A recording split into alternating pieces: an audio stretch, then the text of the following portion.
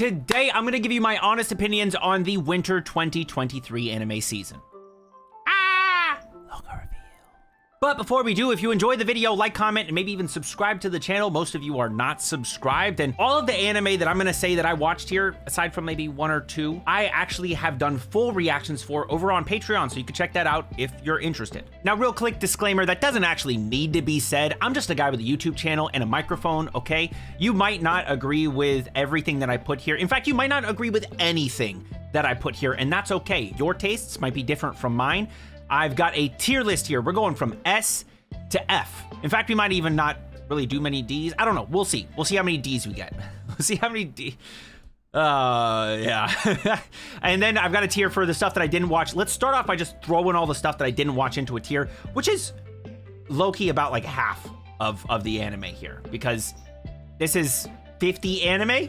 I am never going to watch 50 anime in an anime season. So I did about 30, including some stuff from the previous anime season, like My Hero and To Your Eternity and Blue Lock and Eminence in Shadow and Irumakun, right? So that's the 5 that I did from the previous that rolled over. So I did about 30 total. Let's throw the ones that I didn't watch. Now, I'm not even gonna know the titles of all these. I didn't watch this. I kind of low-key might want to watch this, Mononogatari, but I didn't. I didn't watch this. I've heard this one not actually that bad. It's pretty good. And so that's also one that I probably could have watched, but I just didn't.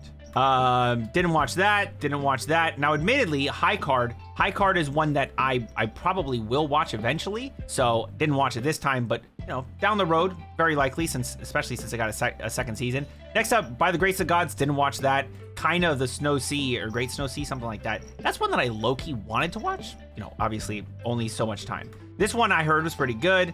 This one I heard not so great. Didn't watch this. Didn't watch that. Is that Revenger? I can't even tell because my cat's in the way. Tsurune, right? This one I hear is good, and obviously it's good. It's fucking KyoAni, so right? Kyoto Animation. It's obviously good. Chillin' 30s, nope, didn't do that one. Didn't do this. Onimai, I heard, is just horny, and it is done by Studio Bind, which almost pushed me into it, but then like the art style looks like little kids, and then bro, you're gonna go blind looking at it. Bro, my cat is literally right up. There's this much distance between him and the monitor. Bro, you're gonna go blind, little man. What are you doing? Onimai, too horny for the art style. No, thank you. D4DJ, didn't watch that. This, I watched the first like 6 episodes of the first season. Bro, this shit was ass. So bad. Fruit of Evolution, definitely something I was not interested in. This, I hear low-key was really wholesome and good. That's probably a fuck up on my part. Should have watched it. I watched the first like 6 episodes of this first season as well when it was airing. You know, it's a gag comedy, but like the gags were so repetitive, I just couldn't really stay with it. It just didn't really, you know, it's got to get something in me. Oh, this one's Revenger. Now I was gonna watch it. A bunch of people actually told me to watch it, but I knew that it would perform so poorly on YouTube because, you know, we're also getting Tokyo Revengers. So when people search for it, they're like gonna search up, oh, Revenger reaction. All they're gonna get is Tokyo Revengers reactions. I knew it would bomb as far as like YouTube reactions go. And then next up, Ayakachi Triangle, another one that I did not watch, okay? I've heard they had to dial back the horniness on that one. And then this one, people said that one of these isn't so great. I don't remember which one it is. Okay, now we can jump into the real stuff. Okay, so first up, we've got Bofuri. Some people call it Shield Lolly, you know? The one thing that I'm not a big fan of Bofuri for is the fact that it's really just slice of life. There's no real stakes. Basically, what makes Bofuri entertaining is Maple gets up to some shit and gets even more powerful, shows everyone how powerful she is, and then literally like 2 episodes later, gets even more powerful. That's like all she does is continue to get more and more powerful, more and more overpowered. Bofuri, B tier. B tier I feel like is good. B for Bofuri, right? I really enjoyed it, but there's no way I could ever call it like an A or an S tier because it is more slice of life, and I'm not a slice of life guy. Next up, we've got Inspector. Now, Inspector is really good for its smaller stories. You know, it's got all these little mini arcs in it, all these little mysteries. Iwanaga, I believe the main character's name is. I might be wrong. The little stories, the mysteries that she solves, very interesting. There's obviously the overarching story with like Rika and stuff. And then we've got the romance in it all. I really loved the Snow Woman, I think is what she was. The Yuki Oni, her. And then I also really loved the arc for like the most recent one with the mystery murder. Very interesting stuff. Didn't really see some of the stuff coming. And overall, Inspector's also a B. B tier, because it's not amazing in terms of animation. If you're the type of person that can be sucked into the mystery element of it all, then this is a series for you. Next up, we've got the Misfit of Demon King Academy Season 2, which was so confusing, convoluted, and just, maybe I'm too dumb for it, you know? Maybe they tried to do too much. I don't know what it was, but bro, I was not really fucking with Misfit of Demon King Academy. In fact, them putting it delayed and it coming back in July, I don't know if I'm gonna pick it back up in July. If we don't have a ton of anime in July, I'll probably pick it back up. Otherwise, like if we've got a lot of good stuff, which we already do, Bleach, Jujutsu Kaisen, Mushoku Tensei, like I could go on for quite a while with all the good shit coming. I don't know if I'm gonna pick it back up. We're gonna go C tier, and there's even a world that I could put it in D tier. So we filled out a little bit of B, a little bit of C. Let's bring in an A tier series. Okay, this is one of the better rom-coms of the season. The last episode was like almost peak. The beginning was like so peak. And then it just started to like climb down from the peak over the course of the episode. You know, it hit the top of its mountain, and then it was like, okay, we're gonna go downhill from here. Angel Next Door spoils me rotten. I'm giving it A tier because the one thing I would say is the best about it is the character development, you know? Mahiru's character development, Amane's character development over the course of the episodes. You can see how they change over time. You can see how they get a little bit closer to one another, how they struggle with their own feelings, how they learn how to navigate each other's feelings. And I think that that's where it really shines the most. It sure as hell doesn't shine in animation. There are plenty of scenes that are just kind of just thrown together, I think, in terms of animation. It doesn't shine in its comedy, as even though it's supposed to be considered a rom-com. I think it's far more romance. The comedy is not really there as much, but it also does shine in its cuteness. It is pretty adorable. Gotta give that one an A tier. There's really only one S tier romance for the season, and we're gonna be talking about that later. First, let's jump into some more stuff, right? We've got Trigun Stampede. I think that the story for Trigun Stampede was really interesting, and over the course of the season, they give us little bits and pieces about the plants, about this distaste that Nai has for the humans, and his relationship with Vash, how that is in his perspective, how the relationship Vash has with Nai from Vash's perspective. I feel like Vash as a character doesn't change so much over the course of the season. I'd say development for characters really is like more of a side character thing. I feel like Wolfwood, he develops, Roberto Nero kind of develops, and then of course Meryl Strife, she develops a lot.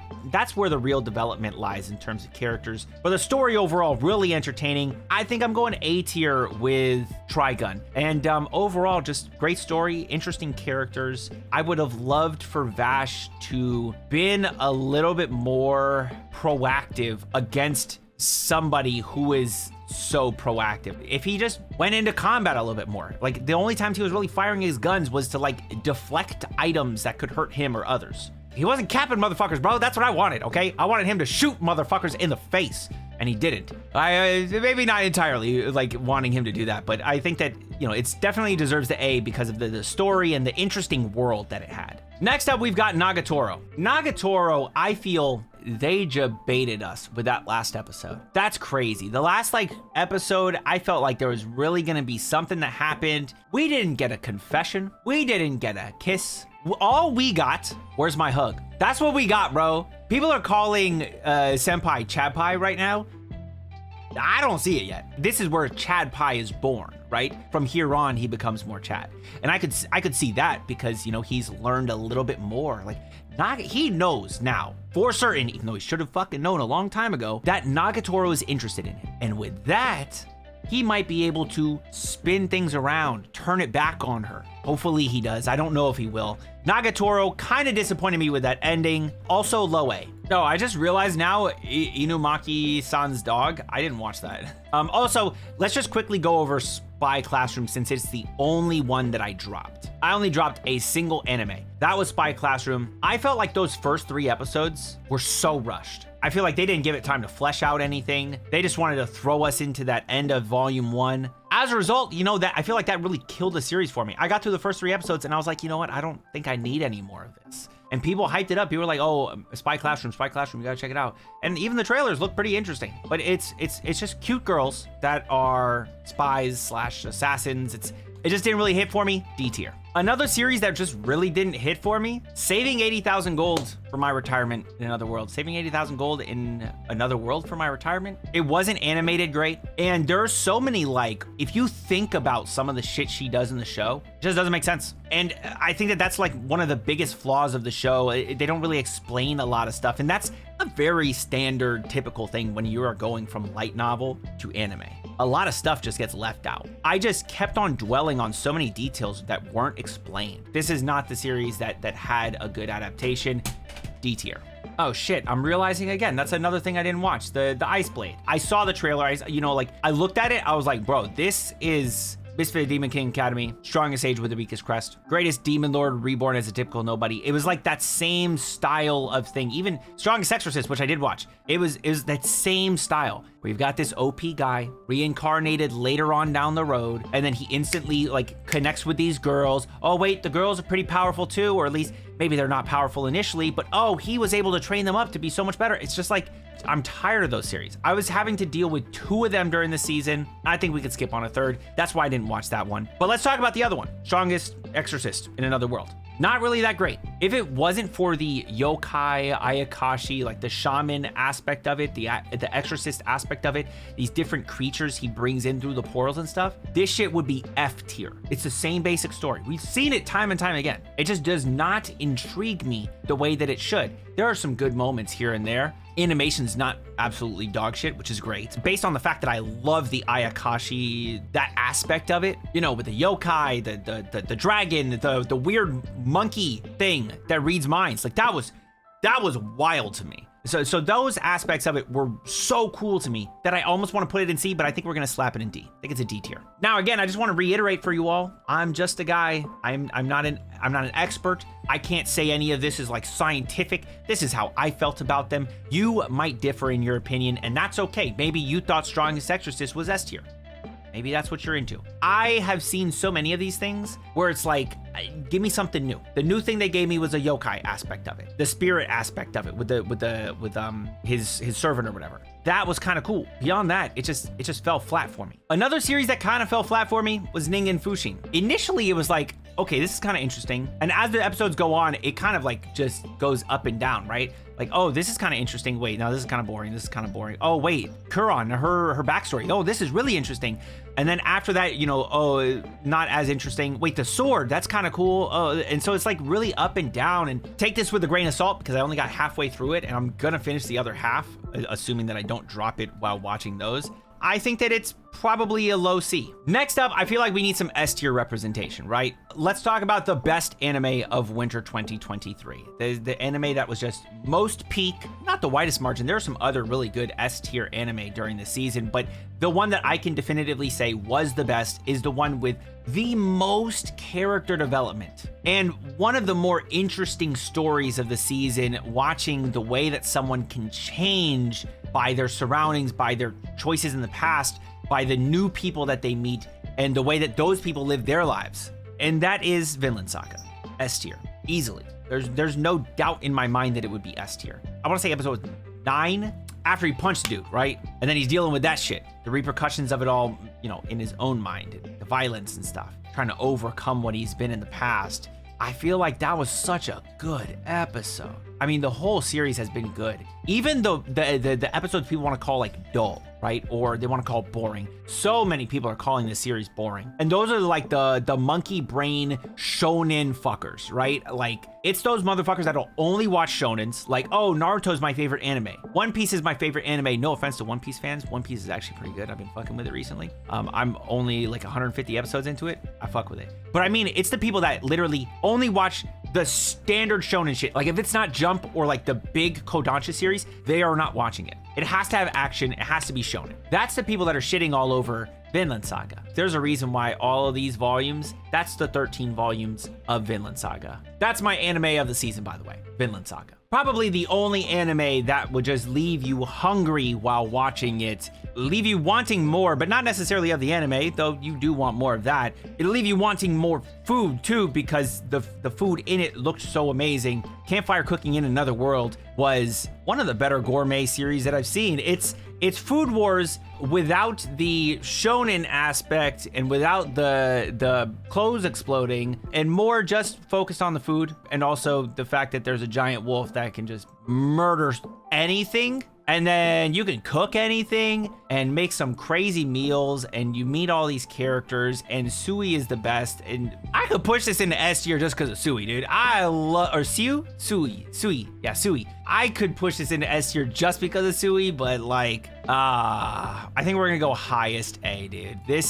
It was so good. I really thoroughly enjoyed Campfire Cooking in Another World. And another series that I think is highly deserving of A tier because of how just overall enjoyable it is. Funny, action, romance, animation's pretty freaking good. The story overall, the story of the main cast as well as the side stories that we get, Handyman Saito in Another World has been probably the hidden gem of the series. It is an isekai about a guy who kind of like a jack of all trades, right? He's good at a lot of stuff. He can help you fix stuff. He can clean up. He can cook a little bit. He can take care of any like small like wounds you have, repair your armor a little bit, storage like physically and then also mentally. Remembers spells for the wizard. As a whole, he is such a good glue guy, if you will, right? Like in sports, you've got a glue guy, a guy that's not like, oh, he's not your superstar, right? He's not your best defender. He's not your best offensive player. He's not anything that's like best, but like without him, your team just loses something.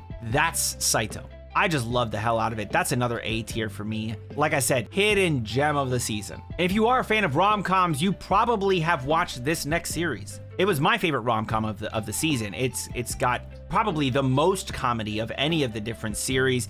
One of the funniest anime of this season as a whole. You know what? I take that back. It was the funniest anime of winter 2023, if we're not including like some of the fall stuff, because damn, Eminence's Shadow is so funny. If we're not including the fall stuff, it was the funniest anime to me during this anime season. That's Tomo-chan is a Girl. Tomo-chan is a Girl, my favorite rom-com of the season, the funniest series of the season, and overall, I loved it so much. There's no way it's S, it's not D, it's not C, it's not B, it might be S. Just in terms of it being the best rom-com of the season, I think that in reality, it's probably more like an A tier. We still have one episode left. Who knows? So much could happen in that one last episode. I'm recording this on the 26th of March, so the last episode has not come out yet. I project that it will be an A S tier by the end of this. I'm gonna say it's an A right now. Probably my highest of any of the A's. I could put all these other things in A, aside from the other ones that need to go in S, and it'll be the highest of all of them.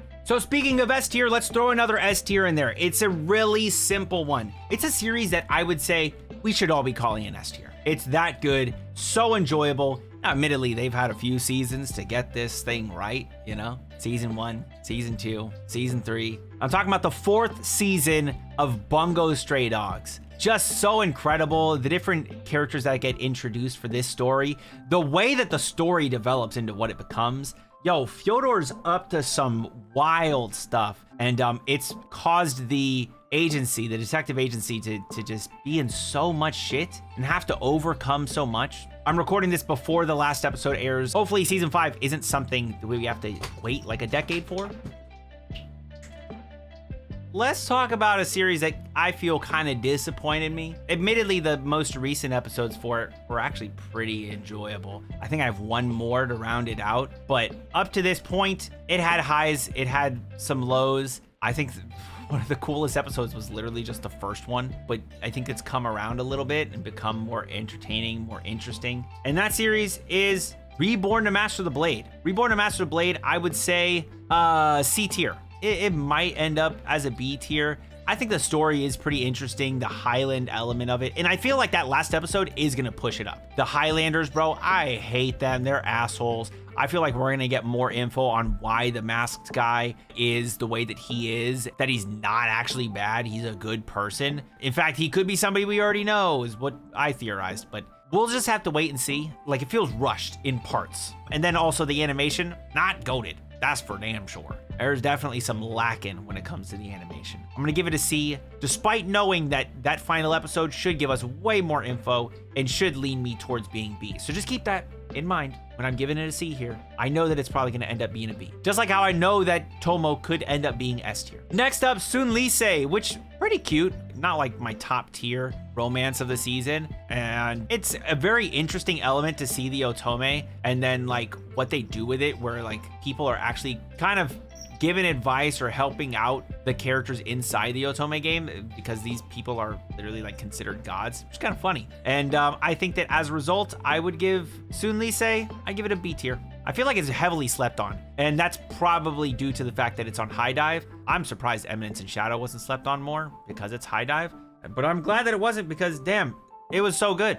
Now, I hope that, like, you know, when I'm saying these things, you know, my voice isn't off or anything. This is gonna so corny, dude. I was gonna make like a delayed joke, because the most fucking delayed series, constantly delayed, they didn't even decide to just reschedule it to another time. It's just delay, is Nier Automata. So delayed. Nier Automata, I feel, is a very interesting world. I feel like they just don't want to give any sort of budget to the series. Like A1, they have a budget for it, you know, it's a video game. You'd think that they'd be able to do more. And you know, I say budget, I say that, whatever. The only reason I say budget is because like the fighting is like 2 seconds and then they move on. So I feel like they just didn't give it the budget, or they didn't care about the fighting. I don't know why they didn't want to give anything to the fighting, which would have been so cool. That's like probably something people are really looking forward to. Fans of the series want the fighting, but sure, let's just skip over it. Thankfully, the world and the story seems interesting enough to where it's a good series. I bought this game. I plan on playing it on stream sometime. Nier Automata, B tier. It's like A tier. It's A tier, but again, I feel like it's really low A tier. In fact, it could be B tier. You know, like I feel like they really didn't want to give us any action. But I'll still give it A tier. I think that what I've seen so far was really enjoyable. I don't know when the fuck we're gonna get more episodes. Who knows? I don't even think they know. Aniplex is the real culprit here, okay? The reason why it's constantly delayed, I think it's because of Aniplex saying, no, we need it by this time. They don't give studios enough time to make anime. And like a studio like A1, who does really well with their animations, they're not gonna give you some half-assed thing. Nier Automata, I'll give it an A tier. All right, next up, we've got Tokyo Revengers Season 2, which honestly, I have really enjoyed. I feel like some of my best reactions are for Tokyo Revengers. If you're a fan of Tokyo Revengers, definitely check out our Patreon. It's something that I had to stop doing on YouTube because, bro, these reactions bombed on YouTube. We were getting like 700 views after like 2 weeks, which is not good. Like, there's still videos with like not even 1,000 views, which in terms of like my videos, typically we get 1,000 views by a week, you know? It's something I called too. I called this. I knew it was gonna happen. I said before the season ever started, back in like December, shit, I said it for a while, with the end of the manga and everybody shitting on the end of the manga, everybody like shitting on the series, I knew it was not going to be well received when it came to that second season, regardless of how good the second season is, the story is for it, whatever. And I've enjoyed it. There are a lot of big moments in it, moments that I was like, holy shit, this is amazing. I love this. Those people talking about how bad the ending was.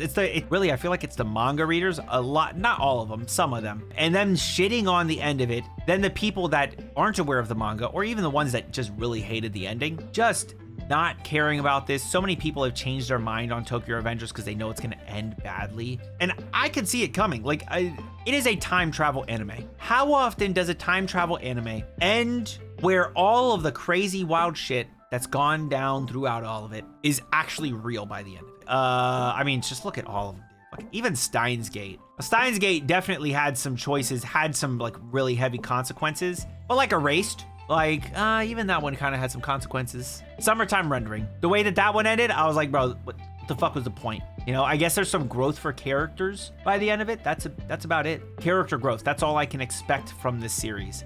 So we'll see Takemichi change to be a different person. We'll see all the characters change to be different people. But I think that in the end, everyone's gonna be alive. Things are gonna work out. Everything's gonna be fine. You know, Hina's gonna be okay. She's gonna be his girlfriend, wife even. I feel like it's lacking in that regard. I feel like it's headed down that path. I just don't want to see it go there. I want to see some real consequences. I just doubt it will happen. It's a shonen. A tier. A tier for Tokyo Revengers. I enjoyed it.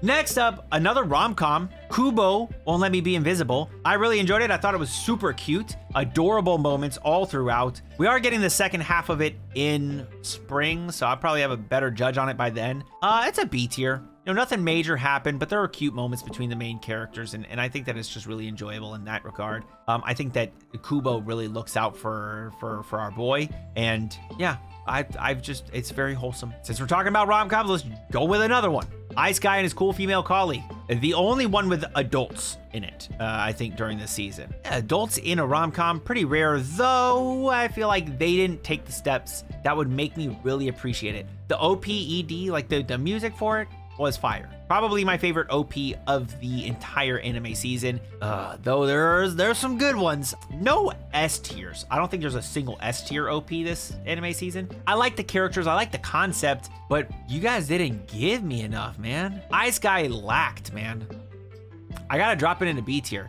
Even though I really enjoyed it, even though there was like plenty of funny moments and wholesome moments, and bro, one of my favorite animation styles or whatever I would call it was in this, where they do the eye thing, the eyes just kind of like shift a little bit.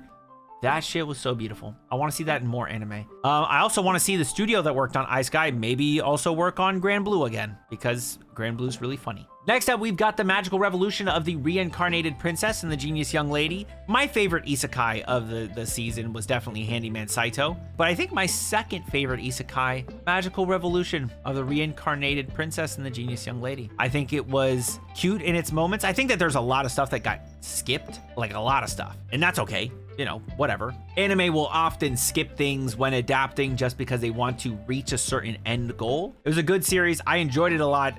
Second favorite isekai of the season, and my third favorite fantasy series of the season. Because my first favorite fantasy series of the season is Danmachi Season 4 Part 2, which I think was really good. Now, there's not really any consequences for main characters in the show, which I feel like is kind of cheap. It's the one thing I'll say. It's kind of cheap there. But I'm gonna give it S tier. I think that it's the bottom of the S tier.